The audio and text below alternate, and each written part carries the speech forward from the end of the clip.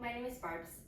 Today we're going to talk about how you can use props to help you get you into a pose but get out of using props.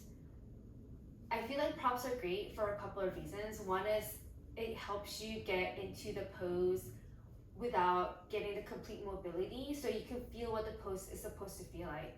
So if you can feel what the pose is supposed to feel like, it can actually help you get into the pose faster than if you never use a prop and you just struggle your way into it, because the body doesn't know what it doesn't know, so a prop can help with that. The second thing that I think props are helpful for is helping you get into poses without hurting yourself. It sort of is related to number one, but there's certain times where if you physically can't get into a pose, but having a prop will help, is obviously very bueno.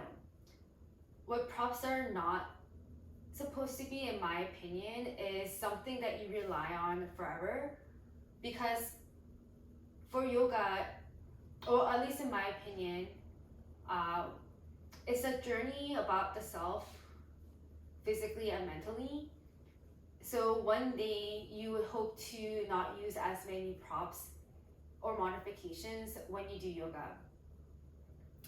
Or because life is not linear, there might be times where you have to use more because of injury or less because you're healthier, but overall you would hope to, or I would hope to, continuously progress and get deeper into poses or unlock poses I haven't done before.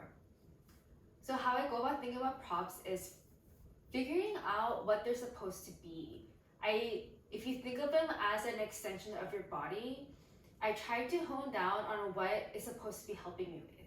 Is this supposed to be helping me with getting length? Is it supposed to be helping me get a bigger butt? Is it supposed to be helping me get better shoulder mobility, like shoulder rotation? Like every single time you use a prop, it should be helping you with something on like whatever part of the body that you're trying to look for.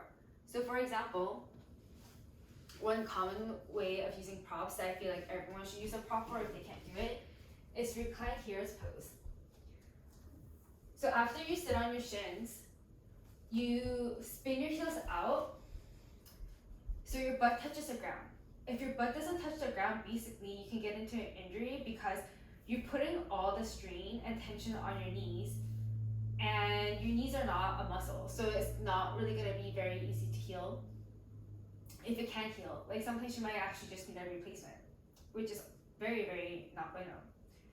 So in that case, you would use a prop and put it under your butt to sit on it. So in this case, what the prop is doing is helping you with the internal mobility of your hips and lengthening your hip flexors so you can comfortably sit on something solid, or maybe a bigger butt.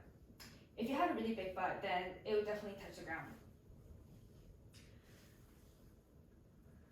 So it's important to understand what the purpose of the pose is so you can figure out what the purpose of the prop is.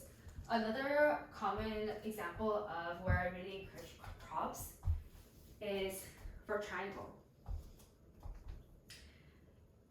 Some of the part is this openness in the hips and the chest and the hamstrings.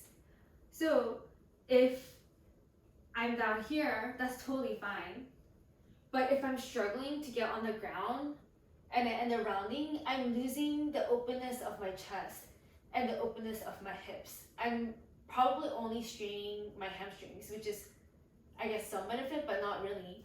But if I have a prop, I can place my fingertips on it to broaden my collarbones and to open up my wingspan and to open my hips by torquing it towards the side.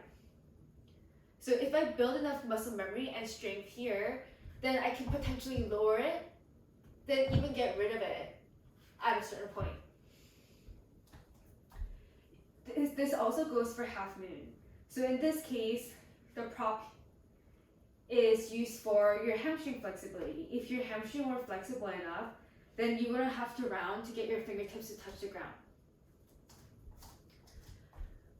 Or Another common way that props can help is for binds.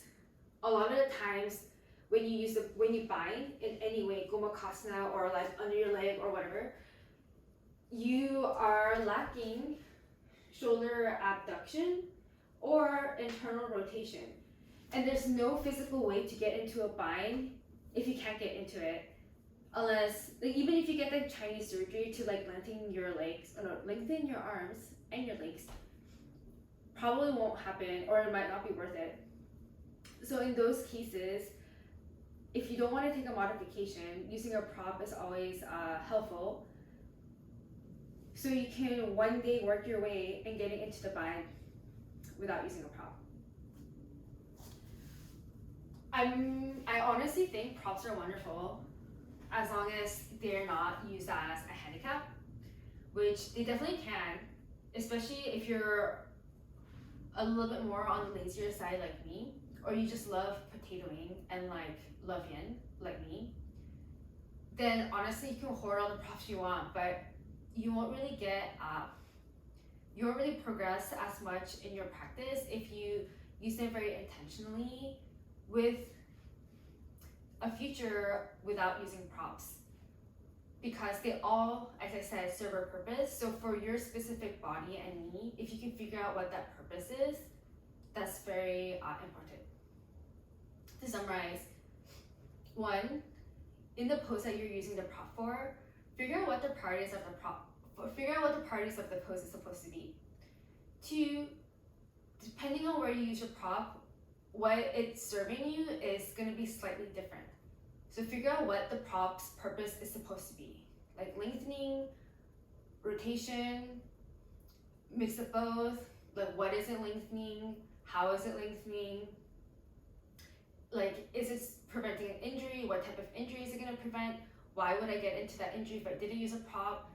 Like, these are all questions that you could potentially be asking to figure out how to get out of using the prop, or how to figure out what the prop is doing so you can get out of using it.